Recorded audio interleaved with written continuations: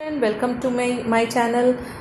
Today we are going to continue with the fourth chapter, Social Studies, Class 9, National Movements in India. Over here we are going to learn about the fierce revolutionary movements that took place in Gujarat.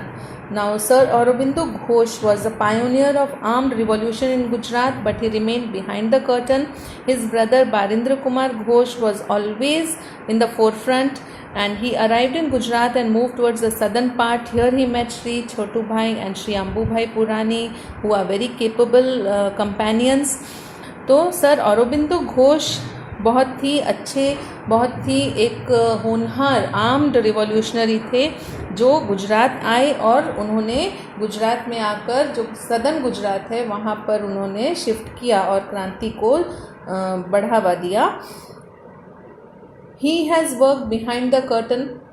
और उनके जो brother हैं बारिंद्र कुमार घोष, वो हमेशा से एक leader आगे आकर नेतृत्व करते रहे रिवॉल्यूशनरी मूवमेंट का. और वहाँ पर उनकी मुलाकात छोटू भाई और अम्बू भाई पुरानी से हुई, जो बहुत ही अच्छे, बहुत ही केपेबल कंपेनियंस थे जिन्होंने रिवॉल्यूशनरी मूवमेंट में सर औरोबिंदो घोष और उनके ब्रदर बारिंद्र कुमार घोष की बहुत सारी मदद की. और वहाँ पर उनकी मुलाकात साकरिया स्वामी से भी हुई नर्मदा के घाट पर, जो झांसी की रानी के साथ भी 1857 में जो आज़ादी की लड़ाई लक्ष्मीबाई रानी झांसी की रानी ने लड़ी थी, उस लड़ाई में भी स्वामी साकरिया ने अपना योगदान दिया था. इसलिए सर औरोबिंदो घोष और बारिंद्र कुमार ने उनको भी अपने साथ अपनी रिवॉल्यूशनरी मूवमेंट में शामिल किया. और बारिंद्र कुमार ने क्या किया, उन्होंने जो वडोदरा और छरोतर जो खेड़ा रीजन है अहमदाबाद में और महसाना में, वहाँ से जितने भी मिडिल क्लास यूथ थे उनको भी अपने रिवॉल्यूशनरी मूवमेंट में शामिल किया. और in relation to these activities the buggy of viceroy Minto was bombed outside Raipur Darwaza in Ahmedabad. तो क्योंकि उन्होंने ये रिवॉल्यूशनरी मूवमेंट स्टार्ट की और सारे यूथ को अपने साथ इंस्पायर किया कि वो इस रिवॉल्यूशनरी मूवमेंट में जुड़ जाएं, तब ऐसी बहुत सारी एक्टिविटीज़ हुई जिसकी वजह से जो ब्रिटिश गवर्नमेंट है उनको बहुत सारा लॉस हुआ. और जब वाइसरॉय मिंटो की बग्गी, मतलब उनकी जो कार्ट है, गाड़ी, घोड़ा गाड़ी कह सकते हो, तो वो जब निकल रही थी तो रायपुर दरवाजा के सामने अहमदाबाद में उसके ऊपर बॉम्ब भी फेंका गया. Sir Aurobindo Ghosh describe the scheme for revolution in his book named Bhavani मंदिर. तो सर औरोबिंदो घोष ने एक बुक लिखी है जिसका नाम है भवानी मंदिर. इस बुक में उन्होंने अपनी जो रिवॉल्यूशनरी मूवमेंट की जितनी भी स्कीम है वो भी डिस्कस की है. और ये जो बुक है ये गुजराती में भी ट्रांसलेट की गई थी, और दक्षिणा जो एक जर्नल है उस जर्नल में उनकी ये बुक पब्लिश की गई थी. Beside this booklets with titles like देशी वनस्पति दवाओ, नहावाना साबु बनावानी रीत, कसरत, गुलाब नो किस्सो, कायदा नो संग्रह, ये सब बुक्स भी सर औरोबिंदो घोष ने लिखी हैं. वह publish in order to spread the thoughts of revolution. तो ये जो बुक्स हैं, इन सारी बुक्स में, अभी इनकी बुक के टाइटल क्या है, देसी वनस्पति दवाओ, फिर नहावानु साबु बनावानी रीत, लेकिन इसके अंदर क्या था, रिवॉल्यूशन किस तरह से बढ़ाया जाए, उस रिवॉल्यूशन की जो मैसेज है वो लोगों तक पहुँचे, वो सारी बातें भी इन बुक्स में लिखी गई हैं, ताकि जो ब्रिटिशर्स हैं उनको ये बुक के टाइटल पढ़कर समझ में ना आए कि ये रिवॉल्यूशनरी मूवमेंट को बढ़ावा देने के लिए, एक मैसेज देने के लिए ये बुक्स की पब्लिशिंग हो रही है.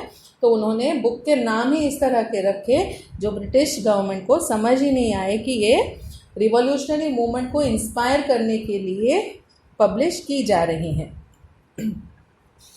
And then we come to the next page over here. Then the booklets contain methods of preparing bomb. अब यहाँ पर जो साबुन बनाने की रीत, लेकिन वहाँ पर असल में क्या लिख है अंदर, बॉम्ब बनाने की रीत, मतलब आप किस तरह से बॉम्ब्स बना सकते हो और वेपन्स बना सकते हो, वो सब इन बुक्स में पब्लिश किया गया था. तो ये उनका तरीका था अपनी रिवॉल्यूशनरी मूवमेंट को आगे बढ़ाने का और अपने देश को आज़ादी की तरफ ले जाने का। गंगनाथ विद्यालय was established near Chandod, Karnali, where secret revolutionary activities were carried out. तो गंगनाथ विद्यालय was established near Chandod, that is near Karnali, एक जगह है छांदोड, वहाँ पर गंगनाथ विद्यालय की स्थापना की गई। और इस विद्यालय में क्या सिखाया जा रहा था? इस विद्यालय में रिवॉल्यूशनरी एक्टिविटीज़ किस तरह से आगे बढ़ानी है वो सिखाया जा रहा था। Many Gujarati youth joined these revolutionary activities against whom stern action was taken by the government. तो बहुत सारे गुजराती यूथ हर डिस्ट्रिक्ट से इनके साथ जुड़ने लगे और उन यूथ के ऊपर, वो जो यंग जनरेशन उस वक्त का था, उस जनरेशन पर बहुत स्ट्रांगली ब्रिटिश गवर्नमेंट ने एक्शंस लिए। But the fight did not stop and finally government realized that suppression would not help to rule over India.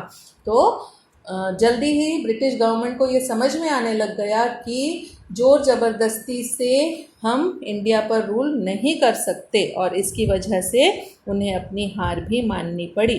तो गुजरात का जो फियर्स रिवॉल्यूशनरी मूवमेंट था वो सर अरबिंदो घोष और उनके ब्रदर बारेंद्र कुमार घोष ने स्टार्ट किया।